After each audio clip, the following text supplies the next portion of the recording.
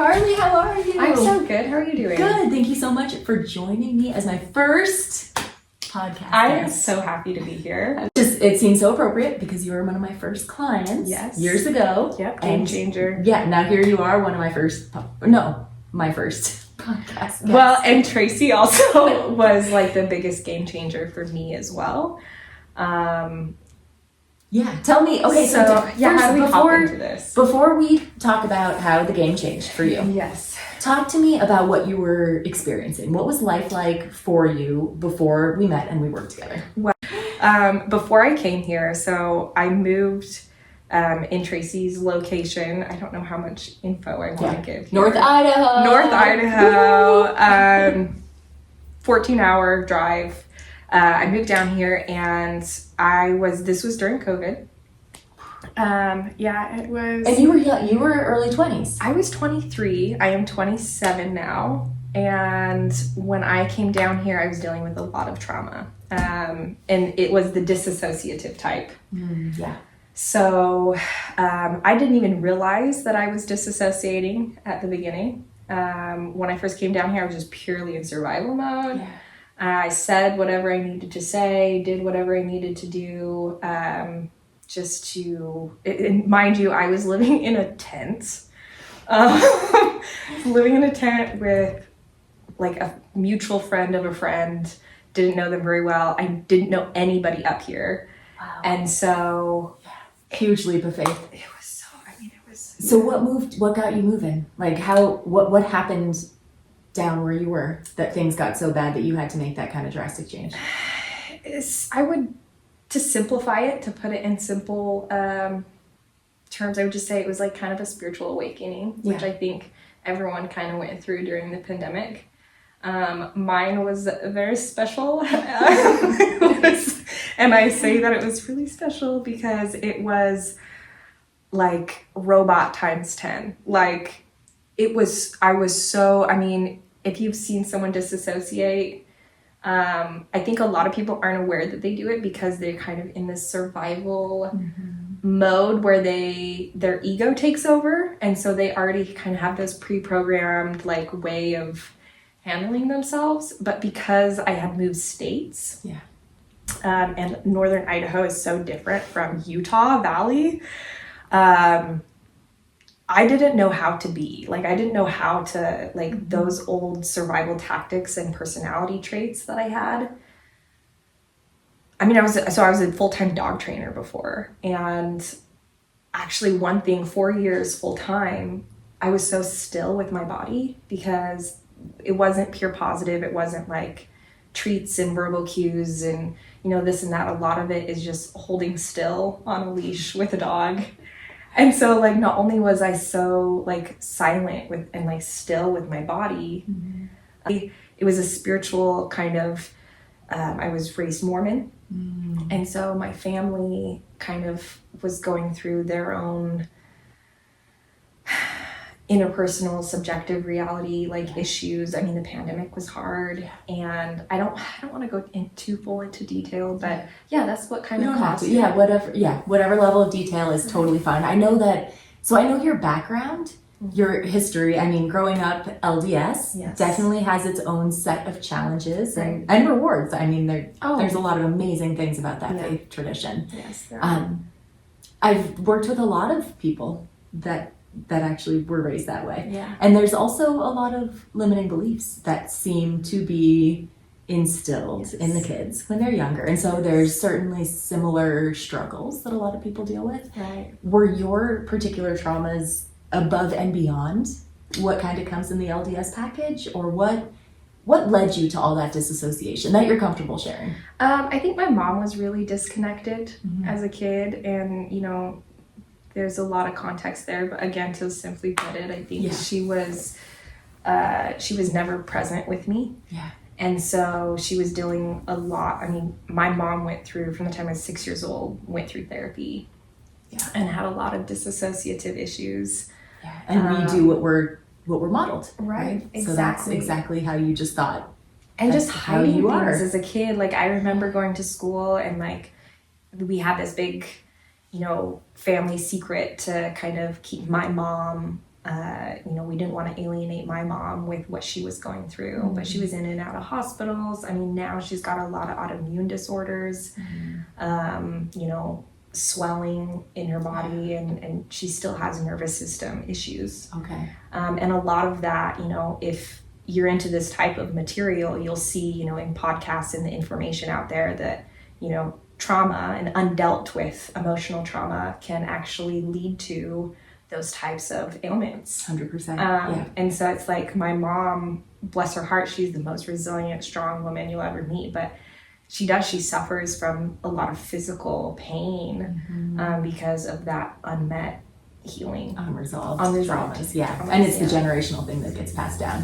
So congratulations to you for being a Thank cycle you very breaker. much. Yay! It's not easy work, as you know. Yeah. So, you pack up your car, you got your tent, you're in your young 20s, starting off your adult life, living in a forest in North Idaho. What happens next? So after that, I met some amazing people, and they introduced me to you. And these people had a massage and yoga studio that got me moving and breathing. And shout out to Hayden Yoga and Massage. We're gonna have them on for a later podcast. Just wait, listen in. Yeah, you're gonna love all this content. You guys keep listening. Yeah, it's really special and just transformative, or at least it was for me. So I met Sarah. I guess we can just shout out to Sarah. I'm gonna have her on. She doesn't know it yet. My OG. Yeah. She's was one of the very first people, and I had no idea that she'd become part of my soul family out here. But so she kind of just was there for me, and I had someone. I mean, the biggest thing for me was having someone to believe in me. I think to be able to just see me clearly and see that I was disassociating, and just to paint a good picture for you guys, the way it felt in my body. I think a lot of people, again, they don't know that they're checking out because they're on their phones, they're scrolling, right? They're drinking, they're eating, everybody's got their own escape. Or I remember showering, and I would just be in space, and next thing you know, I'm in the shower for 20 minutes and I don't have shampoo or conditioner on my hair. What am I doing, Right. And it still didn't register that I was ungrounded. All I knew was that I was super anxious. All I knew was that I would have a conversation with somebody, and the next day or the next hour, I didn't remember what they were saying. I thought my matrix were broken. Yeah.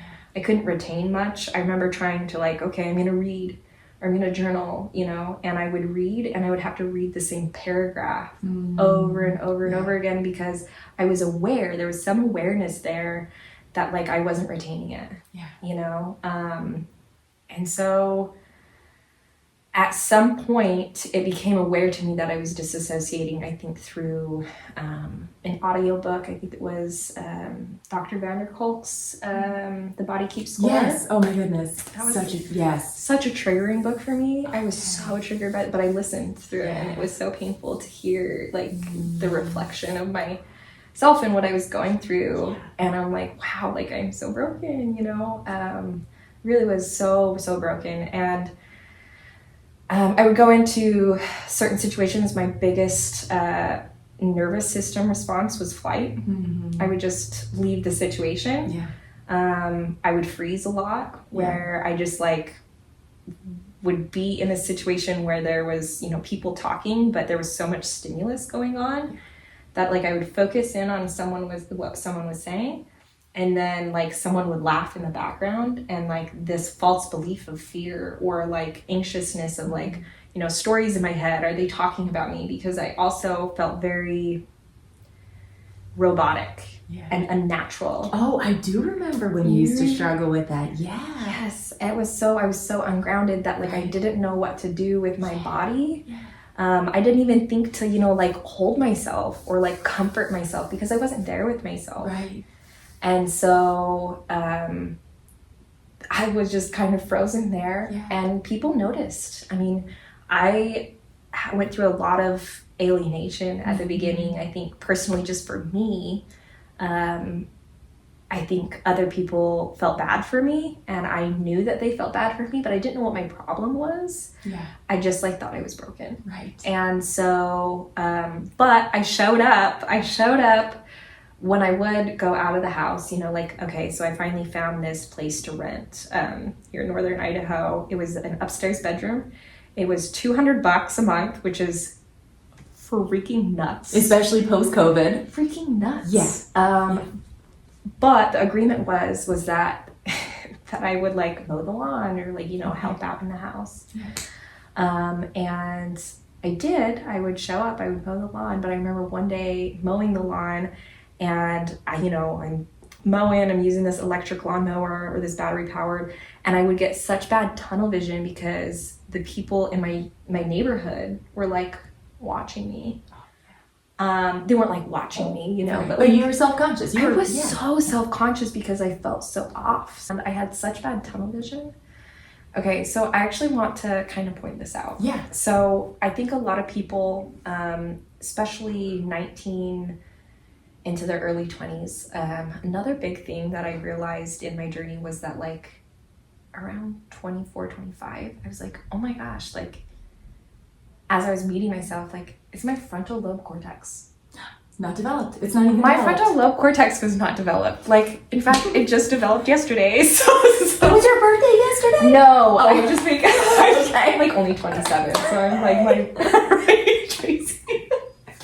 Thank you. Okay, so yeah, that's a really good point, and that's something that I didn't even realize that during the period when my brain wasn't fully developed. I didn't realize my brain wasn't fully You developed. can't process any of it. Like, it's so hard to process. So yeah, you weren't quite there. No, Yeah. I wasn't there, and I want to, when I think of like my audience or the people that like my story really impacts when I do share with people, is like that younger generation, And generation. I always share with people, there's this awakening of these younger people, early 20s, early to mid 20s. I work with a lot of people in that age group that just realize that the stuff that they were handed down, the way that their parents show up, they don't want it. They don't need it. No. It's not right. Well, and they have that spiritual awakening so much sooner. So my generation is like, we're rocking on happy until we're like in our 30s, 40s, sometimes 50s. Yeah. You guys are the ascended masters though, because if it wasn't for the people that was like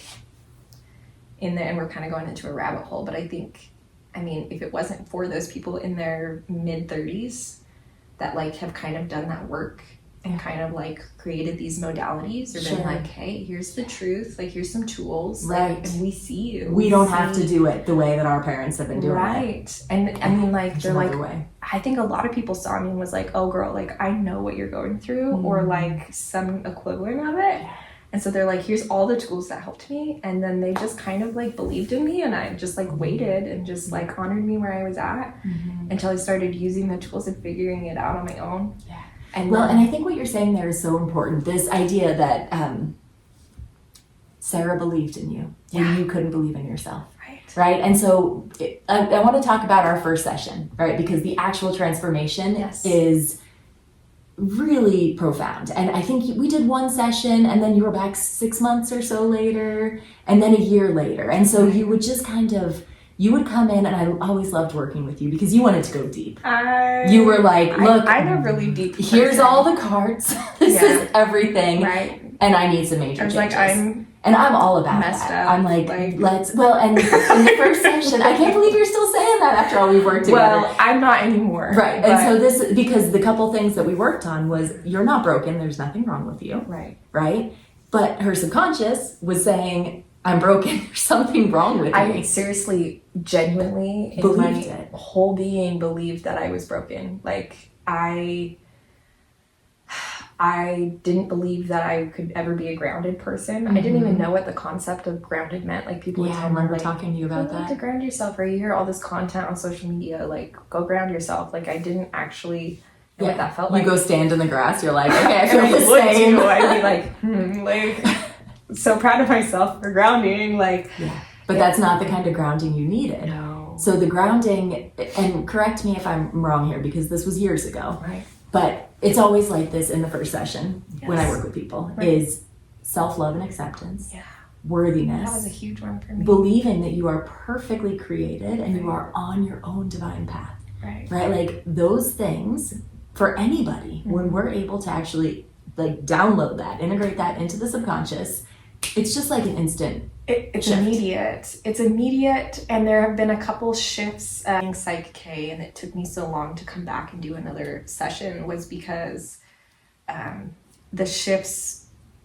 So one thing that I think is really important that was for me to understand that I think is, wow, words. I think it's important to understand that you have to be able to ground yourself in order to be present. And grounding and being present are two completely different things. Yeah, tell me more. But I wasn't present.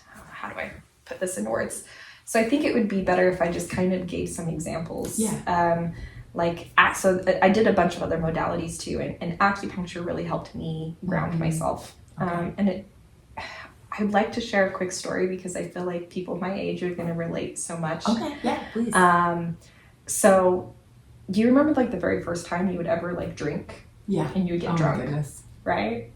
World is spinning. I remember it, yeah. But like the first time you drank, you were like, oh, this is what it feels like to be drunk. Yeah. Right? And really you were just buzzed. Yeah. And then you would drink again and you would actually get drunk. And you're Yeah. like, oh, like how drunk is drunk, right? Yeah. So when I went to acupuncture the first time, I remember being grounded for the very first time. And I remember she put needles right in like the base of my foot and just like needled me up. And she got my chi moving. Yeah. And I remember going home and I had this interaction actually with Sarah. And she was like, Karlee, you feel so grounded. And as soon as she said that, it registered. And I was like, oh my gosh, this is what it feels like. I was so like that tunnel vision had kind of gone away. Okay. And that sense of an awareness came through. And then it wasn't until I met you and did those first balances, which were I am a lot of self-love. Yeah. Like I love myself. Like I forgive myself, which was huge. I think there was a lot of shame. Yeah. Because like that's embarrassing to be disassociated. Like it's really shameful. Like, or I mean, it isn't, but it, you get that. Yeah. And so, and then I think another one was a really grounded person, switching that false belief. Yes. I can be present. I am present with myself at all times and in all, in all places. I love that you remember these so many years later. Well, because I still every once in a while go back and read them. I do. And I also will tell myself these affirmations and I believe them. There's no doubt in my mind. Whereas before it was like, no, that's not me. Yeah. And it took me such a long time to come back to do more balances with you because they were so big. So once I would go to acupuncture and I wouldn't be grounded for very long, granted, because my body, I mean, it's the way your brain is programmed. It's not those brain waves. Those brain waves are not. Well, I mean, it's like seeing a chiropractor, and a chiropractor is going to adjust and they're going to fix the thing, but there's muscle memory. Exactly. Thank you. That's a great way to put it. So then you just go right back and then you got to go back in for another adjustment. And it seems like that's what acupuncture was doing for you. Exactly. Yeah. And then eventually I ended up coming more frequently as I started meeting myself, and there were so many experiences and moments in time with different modalities where I would meet myself a little bit more, or I would, because that bridge to present moment awareness wasn't quite there. So it was like I could hop on this bridge and I could be like, okay, I'm grounded, or I'm present, and then my nervous system would fight me, so I'd get in these situations. Yes. Oh, right, because you're programmed for not grounded. Right. And I would so you're fighting that uphill battle. Or I would, and I would go away, and then I would sit in it, or I would leave the situation. Yeah. I'd go lay in my room, and I would be like, how do I get back there? See, and this is what I'm always talking about, this conscious desire to be present, to be grounded. Yes. And then all we had to do was align that on a subconscious level. All that it was. It's just that simple. But you have to do the work. Right. So it might, so when Tracy would do Psych-K, it would be like this immediate shift. So there's no doubt in your mind that false belief is this new belief and sense of confidence, or it's like the more and more I did Psych-K, the more and more I could feel like my spine kind of grow and my shoulders, go back, or being able to actually witness myself and be the observer. That's amazing. So would you say so coming back to presence versus grounding, it sounds like maybe, and correct me if I'm wrong, but grounding is the actual like being in your physical body, where presence is like, and your mind is there too. Yeah. Is that about? Yeah, I think that you're right. So I would have to agree with that. I think grounding is being more in your body. And then that presence is almost like your the consciousness, right? Consciousness is sitting in the driver's seat. Because humanizing yourself is such a trip. Like, what a trip it is to humanize yourself, especially with disassociative issues. Yeah. And being like, oh my gosh, I can move, Right. It's just, what a trip. But yeah, to have that, to be so grounded and so in the present moment, that you're able to actually have that kind of just eye-opening moment where it's like, wow, we're two humans connecting, and it was so no powerful. Even else is there in the world, right? Like, isn't that our whole purpose? Is just to connect. We build communities, we work, we do these things, but the whole really is connection. It's the whole point of and then you gotta start adding play. Like I didn't know how to play. And so that was one of the, and that was like years into your journey. I think one of the last times you came in for a session. This has been a recent thing for me. I'm still working on how to play. And I think there are a lot of adults, a lot of people, high achievers who are, what I found is that people who they have to take on more of a caregiving role in childhood. And they have to grow up too fast. And, as a kid, it's, oh, she's so responsible. She's so capable. Like, what a good girl. You get because she doesn't have any needs. Exactly. And then you never had that opportunity to be a kid and to play and to just enjoy life. And so there's a lot of adults who are coming around to that now and saying, I grew up way too fast. I have not had any fun. I continue to not have any fun. I'm programmed to work, to be good, and they don't have joy in life. And so I feel like that's something that a lot of people struggle with. They do. Yeah. They do. Just like how to improv or how to connect with other people. I mean, I think that's where a lot of the anxiousness comes from, because we're all so unique and in such different places. Or when you do meet someone that is present and grounded and maybe you're not the most, it's like, how do you feel this? For me, it was like this judgment on myself. I was judging myself because I wasn't as calm, or like, I crave normalcy. So like for me to feel not normal by like not being able to hold a conversation or, take it where I want to go with it, or be curious about the other person. Like it, and I also felt like a really selfish person because like I wasn't able to genuinely like be curious about you. Or about like these people that have done so much for me.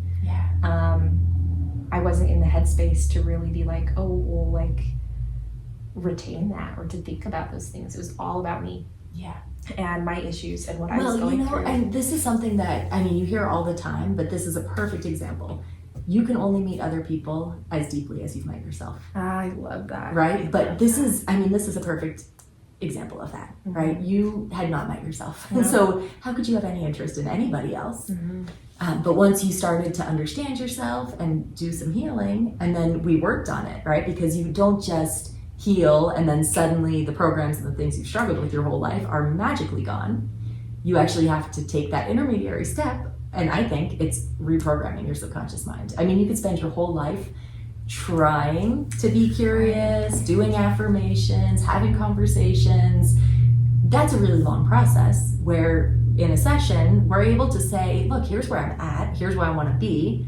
We do the bilateral stimulation, we do the visualization, and within minutes, that's your new truth. And so you don't have to waste time trying to integrate it. So what you're saying to jump right into doing Psych-K is kind of a quicker process to your subconscious Absolutely. Whereas a lot of other modalities, it's not that they don't work, they do with enough consistency and work and effort and awareness, but it takes a lot of time until that tree essentially is chopped down. Right. Whereas PSYCH-K kind of like clears a whole path and maybe chops a tree down, and then all the work that you have to do is really just believing it and noticing or just walking the walk. Yeah, it's like taking action, right? It's taking so action. At the end of every session, I say, look, here's the things that we worked on. What are you going to do to reinforce these new things? Right. And you don't have to spend the time and energy and effort trying to believe the thing.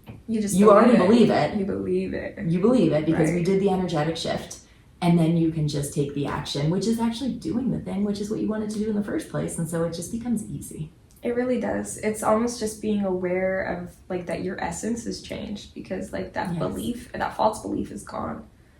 And so it's then almost being in enough experiences and pausing before you speak or before you like really listening. And I would catch myself after some of the balances you would do for me, and I genuinely would feel different. But then, what's a good example of one? Actually, I think that we did, I think before I speak, like, because I would just like, blah, like just talk to fill this void. And I would actually like, so now that I believe that, you know, and that was something that I had just, you know, switched. The work is recognizing, and I would think of the balance, and I'd be like, okay, I'm going to take 3 of these balances with me through today, you know, or whatever comes up. And I would actually say to myself, like, okay, I'm going to think before I speak. And I would, okay, now I have to listen to what there's, you know, like what's serving the most value here, or, you know, and I'm still working on that one. And I do want to point out that some of the balances that you did for me way back, I think there was a couple self-love ones. I want to ask my podcast guests questions, right? This podcast it's all about subconscious reprogramming, and then, you know, I'm getting into breath work and somatic breath release, which is going to be very powerful. So you'll hear more about that in coming weeks and months and years. But for you, as you have been on this healing journey, this self-discovery and learning how to get grounded and upgrading your subconscious programming, what are the most important practices or rituals or routines? What things to let your inner light infuse all the things that you do? What's most important for you? Most important is just showing up. Like, I didn't know what it meant to show up. Like, I thought that meant like show up on time to work. Yeah. You know, and for me, I guess that really was just like show up when you're doing the dishes, like be present with it. Yeah. Even if that's just for an hour a day. Cause like for me, like it was just, if I could get there for an hour a day to like feel connected with myself, once I knew what that was, like, or showing up, like if you're an anxious person or like you're having problems making new friends, like for me, it was just showing up to yoga, you know, and I completely lost that practice now, but at the time that was huge for me. Sure. Yeah, there's different seasons for sure. Right. And so just showing up, even though I knew the people in that community, like they knew what I was going through. And it was kind of like this alienated feeling, but it wasn't until I showed up, an hour a day, and you know, and now it's like all day every day, or I, you know, at nighttime I get a checkout, you know, but I choose to, and that's different than choose to reset in different ways, right? Than just doing it without any intention there, right? And so it would just be showing up, honoring other people where they're at. I think for me, when people would say things to me, I would take them personally. I think that was another balance that we did. And realizing that everyone else is just like on their own journey as well. And maybe it had nothing to do with you. I'm telling people this all the time. People's opinion of you is none of your business. And it actually, you don't realize this when you're younger. You think everybody's spending as much time thinking about you as you do. But the fact is, they're not. They're thinking about them, right? They're not even thinking about you. Okay, so showing up, that's such a valuable such valuable and realizing insight. that the only thing, like the only constant thing in life is change. Yes. Like it took me one thing when I heard it takes 7 years to reprogram your brain. Like I was like, oh, I have time, like, and I can do this. Once I started believing, honoring myself where I'm at, you know, realizing that like not every day is gonna be a high dopamine day, like you know, and just being like, well, like, and not chasing that. I mean, I think that's really going good with the because flow. you could go seeking high dopamine and you could get that, Yeah. but then you throw off your hormones and it's a whole separate story. Right. Talk to me about, like, let's say there is somebody listening who thinks they might disassociate. What advice would you give that person to even identify whether or not they are disassociating? Asking for help.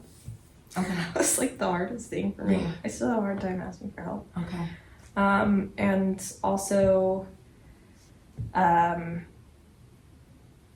the biggest thing is breath. Like, I mean, that is such a key thing. Like, I remember doing PSYCH-K with you and like really taking almost over-exaggerated breaths on the couch when we were doing it in person, right? When you weren't a surrogate.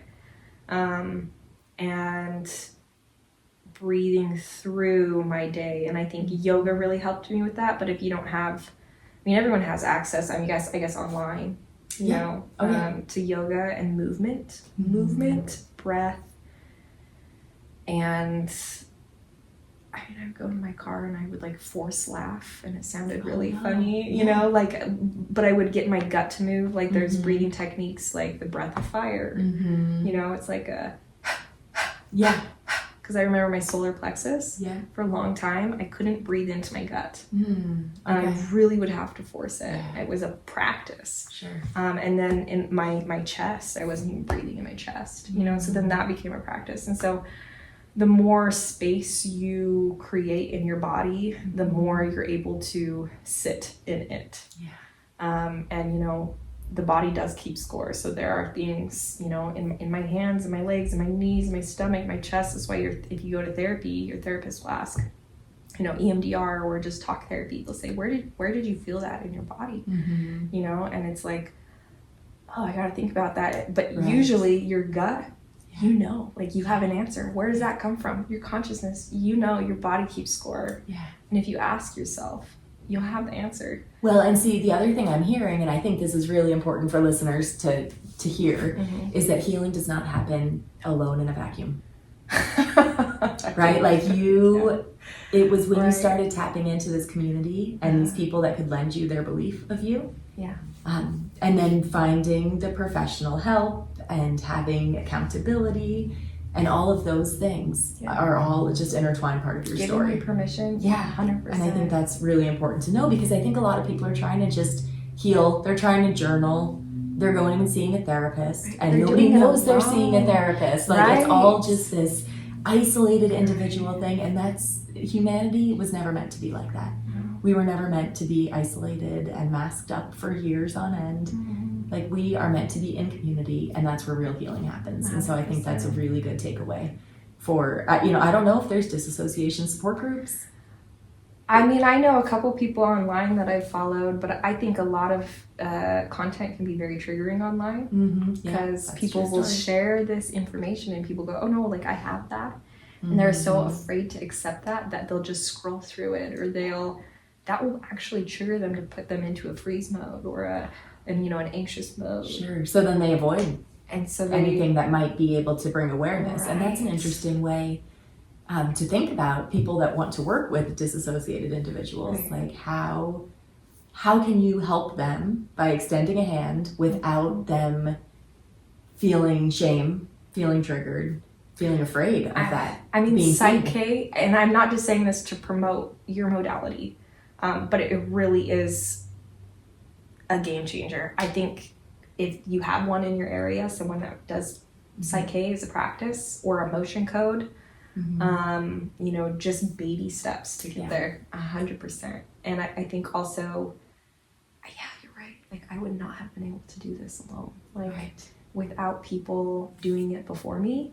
And I call certain people like the ascended master, you know, like to help me like break those chains. Sure. You know, and I still have my everyday struggles, but like, man, ask for help. Yeah. You know, seek out somebody or just something small, even if it's like, okay, what's my price range? $80. Mm-hmm. My acupuncturist, $80. Perfect. Right? Like, go just hunt. Mm-hmm. And also don't judge yourself. Be like, this is where I'm at, and admit it. And well, and also prioritizing things that are, I mean, important. So 5 acupuncture sessions where you are adjusting and getting grounded and losing it and grounded and losing it and grounded and losing it is still more expensive than a single PSYCH-K session. And I know there are PSYCH-K facilitators, usually about $150 to $350 for a session. Yeah. But you would save. You would I save would up. save up She my would, money. She would send me a text and she would say, I want to come see you in 2 months. And she would have her little cash stash and she would come in with her cash. And she'd be like, I gotta send you $20 Venmo, but here's the cash. I'm so cute. No, but it is like, but look at where you are because you prioritize that for yourself. Yeah. And so, I mean, I am partial to my modality because I think it's the most powerful thing, which is why I do it. It's an investment to yourself. Like, a lot of people, don't want to spend that money. Like, I've been, you know, my boyfriend, bless his heart, but he's like, why would you? He didn't understand why I was paying $80 for acupuncture. He's like, I don't understand. And I'm like, it's because you haven't seen like my nervous system. You did tell me, you're like, don't tell him that I'm paying you $200. But it's an investment and I get a return. Where really, when you invest in yourself and your own growth and healing and knowledge, nobody's ever going to take that away from you. Everything else especially around when you you're grows. young. Like the bigger you can expand your knowledge and self-awareness and everything change, the more you're able to change and expand your outer world as well, right? Like, exactly. Beautiful. Yeah. Oh, awesome. Well, thank you, Karlee, so much for coming on the podcast. I'm so happy you're here. And thank you for tuning in. If you're watching this on YouTube, you might want to subscribe. Hit the subscribe button. Because I'm actually trying, my kids have a channel and they're beating me. So please subscribe. Thanks so much. I'll talk to you next time. Bye for now.